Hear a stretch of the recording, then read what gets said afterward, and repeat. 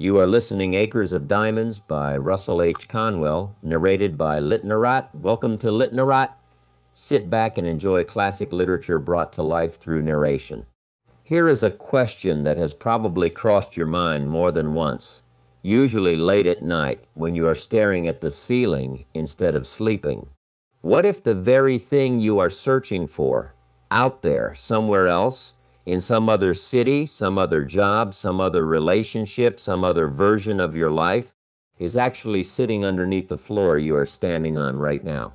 What if the breakthrough is not somewhere over the horizon? What if it is buried in your own backyard, and you have been so busy dreaming about greener pastures that you never once picked up a shovel where you already live? That is the psychological gut punch at the center of the story we are about to unpack today. It comes from a lecture delivered more than a century ago by a man named Russell Conwell, a lecture he gave literally thousands of times in cities all over America, to farmers, to shopkeepers, to soldiers, to young men and women just starting out. And by the end of this episode, you are going to understand exactly why this message refused to die, why it built universities, funded scholarships, and quietly changed the trajectory of countless ordinary lives. More importantly, you are going to walk away with a completely different way of looking at your own circumstances, your own skills, and your own supposedly boring, unremarkable town or job or routine. Stick with me, because in just a few minutes we are going to get to the single biggest mistake people make when they go chasing opportunity, and it is probably a mistake you are making right now without even realizing it. Let us start with the story that gives this whole philosophy its name, because it is one of those stories that sounds like a simple parable, but actually cuts incredibly deep once you sit with it. Picture an old farmer living along a great river in a distant land, a man who owned a large, comfortable farm, orchards, grain fields, gardens, everything a person could want. He was, by every reasonable measure, wealthy in content. Then one day a traveler passed through and told him about diamonds, about how a single diamond the size of your thumb could purchase an entire estate, how diamond mines had made ordinary men into kings overnight. That night the farmer could not sleep. He had become in an instant a poor man, not because anything had actually changed about his land or his health or his family, but because he now believed that somewhere out there, other people were becoming unimaginably rich while he sat on his ordinary diamondless dirt. So what did he do? He sold the farm, left his family with a neighbor, and set off to find diamonds. He wandered across mountains, across Europe, eventually running out of money in a foreign land, ragged, starving, and in utter despair, he threw himself into the sea and died. Meanwhile, back home, the man who had purchased his farm was one day leading his camel to drink at the garden brook, when he noticed a flash of light coming from the sand in the bottom of the stream. He picked up a curious black stone, brought it inside, and set it on the mantel as a curiosity, nothing more. Sometime later, a visitor came through, saw the stone catching the light, and nearly fell over. He asked whether the old farmer had returned. The new owner said no, and the visitor said, "Then I will tell you what that stone actually is. That is a diamond." And when they went out to the garden brook and sifted through the sand, they found more and more and more, until that farm became one of the most abundant diamond deposits ever discovered. The old farmer had literally been standing on acres of diamonds since before he ever left home. He sold his entire estate at a terrible loss to chase a rumor of wealth in someone else's land, when the wealth had been sparkling in his own creek bed the entire time. He simply never looked. He never dug. He assumed that anything valuable had to exist somewhere else, in some more exotic, more promising location, because that is simply how the human mind tends to work. We assume the grass is always more fertile in the next field over, especially when we have never actually walked out and examined the field we already own. Now here is why this story matters so much more than a simple old fable about a foolish farmer, because almost everyone listening to this right now is doing some version of the exact same thing. Maybe you are convinced that your current city has no opportunities. that you would be thriving if only you lived somewhere else, some bigger, shinier place. Maybe you are convinced your current job is a dead end, and the real opportunity is at some other company, in some other industry, doing something completely different from what you already know how to do. Maybe you look at your own skills, your own hobbies, your own network of people you already know, and you dismiss all of it as ordinary, ho-hum, nothing special, while quietly assuming that someone else has access to the good stuff. This is the trap, and it is worth being blunt about it. Chasing opportunity somewhere else without first exhausting the opportunity already available to you is often just an elaborate way of avoiding the harder, less glamorous work of building something exactly where you stand. Let us bring this into the modern world for a second, because the pattern shows up constantly. Think about how many people convince themselves that they need to move to a massive city to start a business, when in reality, some of the most successful local businesses in history were built in small towns by people who deeply understood the specific needs of the people around them. Think about how many people quit a job the moment it gets slightly difficult or slightly boring, assuming a different job elsewhere will magically be free of difficulty and boredom, without ever asking whether there is unmined value right where they are, an underappreciated skill, an unaddressed need, a relationship they have not yet leveraged, a piece of expertise they have not yet packaged and offered to the world. The lecture we are drawing from today was built around one simple, almost stubborn idea: that the opportunity to acquire wealth, and by wealth we do not just mean piles of money, we mean genuine resourcefulness, genuine security, genuine ability to do good in the world. That opportunity is rarely found in some distant, more glamorous location. It is usually found in your own city, your own neighborhood, sometimes literally within the four walls of your own home, hiding inside a skill you already possess but have never taken seriously. Now, I want to pause here and address the objection that is probably forming in your mind right now, because it is a fair one. Someone might be thinking, sure, that is a nice sentiment, but my town really is struggling. My job really is limited. Some places genuinely have fewer resources than others, and that is true. Geography and circumstance are not nothing, but the deeper claim being made is not that every location is identical in opportunity.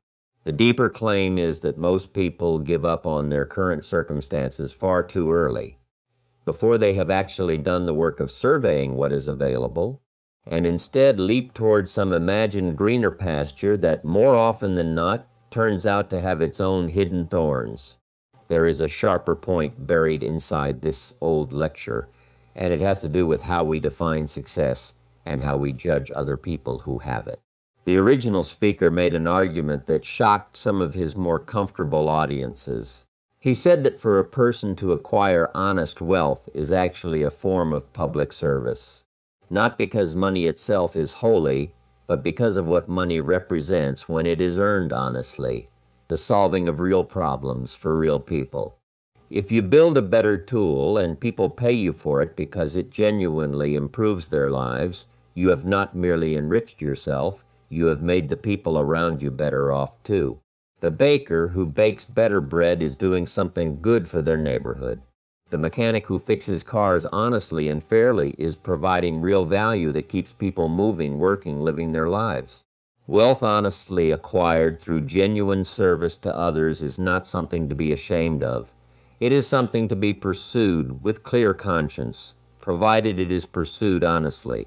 Now, this raises an uncomfortable question that a lot of well-meaning people avoid asking themselves, which is, do I actually respect the pursuit of prosperity, or have I secretly convinced myself that wanting more, wanting to build something bigger, wanting financial security is somehow a little bit shameful? Because if you have quietly absorbed the idea that ambition itself is suspicious, that wanting to do well is somehow at odds with being a good person, you have built yourself a psychological ceiling that has nothing to do with your actual talent or your actual market, and everything to do with a belief you never examined. Here is the key distinction the lecture draws, and it is worth sitting with. There is a difference between money as an end and money as a tool. Someone obsessed with hoarding wealth purely for the sake of having more than everyone else, someone who steps on others, cheats customers, exploits workers, all in pursuit of a bigger number in a bank account, that person has confused the tool for the purpose. But someone who builds a business, serves customers honestly, treats employees fairly, and in the process becomes prosperous, that person has used money, exactly as it should be used, as fuel for a life of genuine contribution. Prosperity earned through real service is not the opposite of virtue. In many cases, it is virtue in action, made visible through practical results. Let us talk about another core theme from the lecture, because this one might sting a little, and it is meant to. The idea that most people undervalue the specific knowledge they already have simply because it feels routine to them. There is a wonderful, very human observation buried in this old speech. The person who best understands what a particular neighborhood needs is not some outside expert flown in from a fancy city. It is the person who has actually lived there, shopped there, worked there, and noticed, almost unconsciously, the small gaps and frustrations that nobody else has bothered to address. The farmer knows what the farmer needs better than any distant merchant could ever guess. The person working inside a particular industry, doing a particular job every single day, usually has a far clearer picture of what is broken, what is missing, and what could be improved than someone parachuting in from outside. And yet so often that same person dismisses their own insight. They think, well, everyone probably already knows this. This is obvious. This is not special. And it is not obvious, and it is not everyone's knowledge. It is your knowledge, earned through your specific years of specific experience, and the fact that it feels ordinary to you is precisely why it is valuable. Expertise almost always feels ordinary to the person who holds it, and precious to the people who lack it.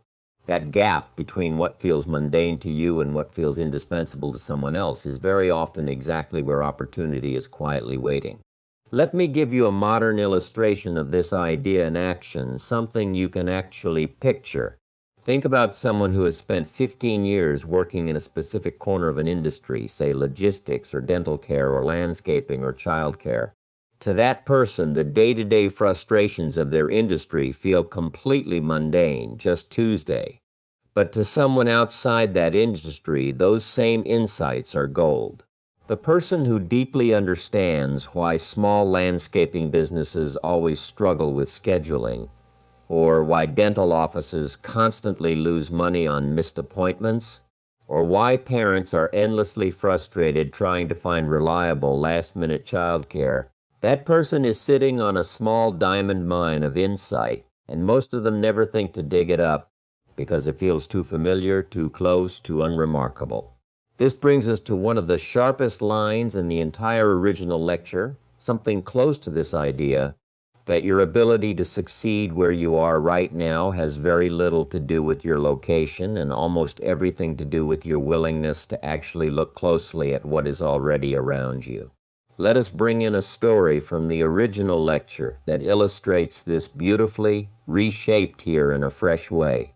There was a man who ran a small hardware store, an unremarkable business in an unremarkable town.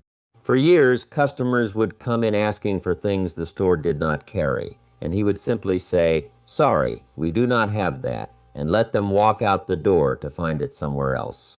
One day, it occurred to him, almost by accident, to actually write down every single item a customer asked for that he did not have in stock. Within a short period of time, he had a long list of things his own customers, people already walking through his own door, genuinely wanted and could not find locally. He started stocking those items. His business transformed, not because he moved to a bigger city, not because he found some secret untapped market elsewhere, but because he finally paid attention to the specific, unspectacular needs of the specific, unspectacular people who were already walking past him every single day. That is the entire philosophy distilled into one small practical habit. Stop assuming the answer is somewhere else. Start paying close, careful attention to the frustrations, the gaps, and the unmet needs of the people who are already right in front of you.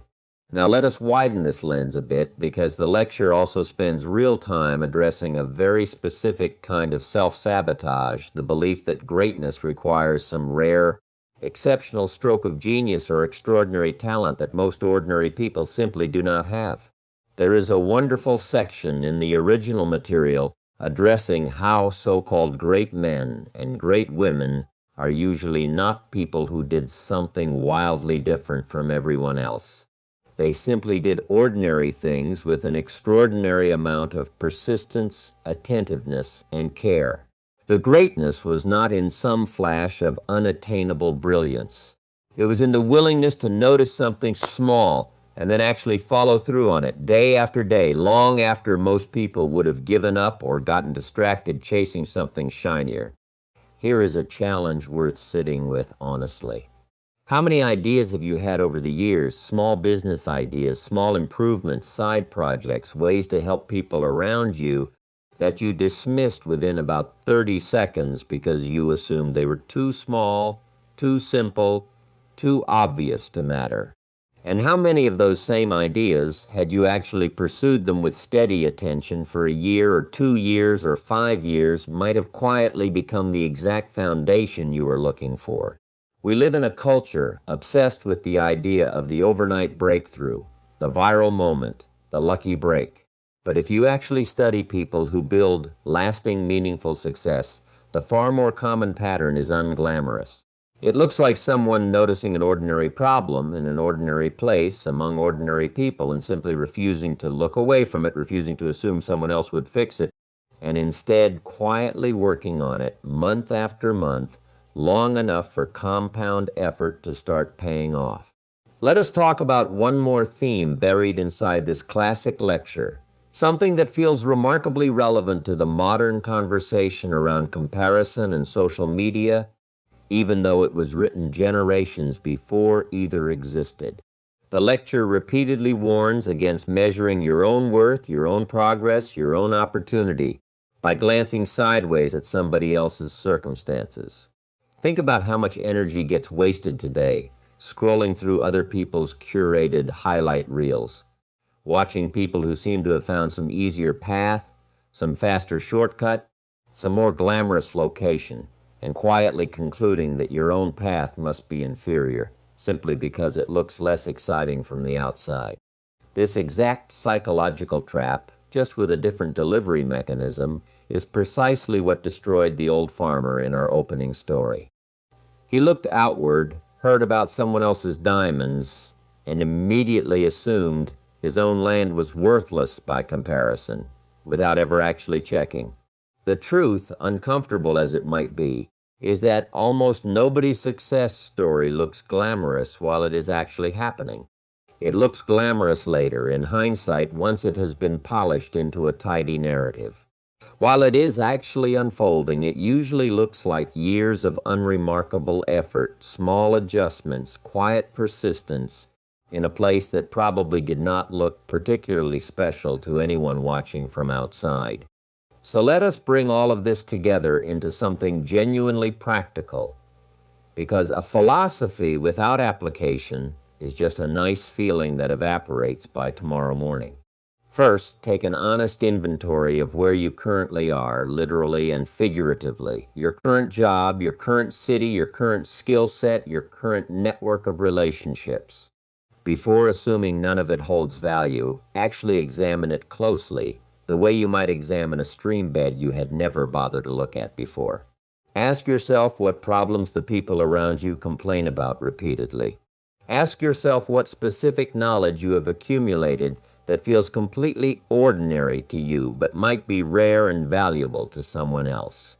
Second, resist the urge to romanticize the unknown location, the unknown industry, the unknown opportunity simply because it is unfamiliar. Familiarity breeds a kind of blindness, where we stop seeing the value right in front of us, precisely because we see it every day. The antidote is deliberate attention. Walk back through your own daily environment as if you were a curious stranger seeing it for the first time, and ask what an outsider might notice that you have stopped noticing.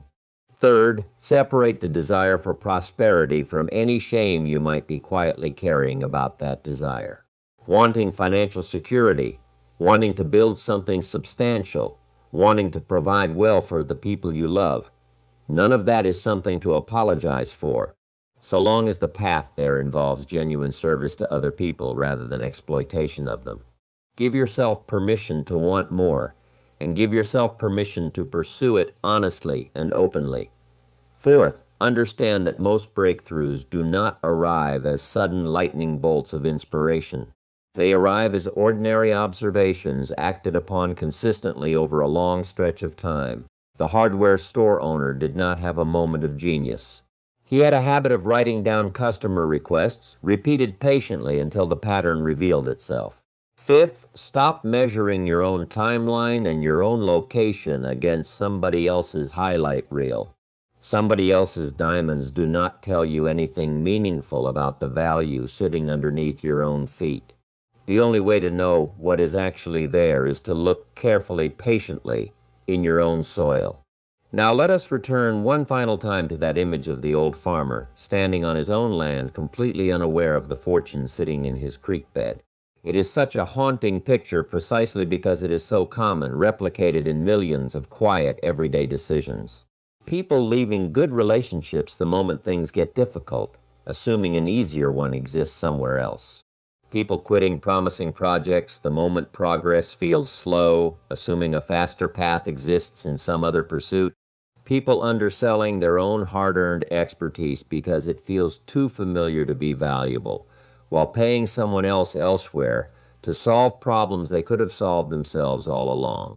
The lesson embedded in this old lecture is not a call to never take risks, never move, never explore something new. It is a call to look closely, honestly, and patiently at what you already have before assuming the answer must be somewhere else. Sometimes the honest answer really is somewhere else, and moving is the right call. But that conclusion should come after a genuine, careful search of your own ground, not before it, and certainly not simply because someone else's field looks shinier from a distance. So here is the challenge to carry with you after this episode ends. Somewhere in your current life, your current skills, your current relationships, your current daily frustrations, there is very likely a small, unremarkable-looking stone that you have been walking past for years without a second glance. It might be a skill you have dismissed as too basic to matter. It might be a frustration you have noticed repeatedly in the people around you, one you assume somebody else would eventually solve. It might be a relationship or a piece of local knowledge that feels completely mundane to you and precious to someone else who lacks it. Before you go looking anywhere else, take one honest, deliberate look at the ground you are already standing on. Pick up the stone, turn it over in the light. You might be surprised at what you find, and even if this particular stone turns out to be ordinary after all, the habit of looking closely at what you already have, rather than reflexively assuming the good stuff is always somewhere else, will serve you for the rest of your life. Thank you for listening to Litnarrate. If you enjoyed this classic tale, please like, share, and subscribe to our channel for more timeless literature brought to life through narration. See you in the next story.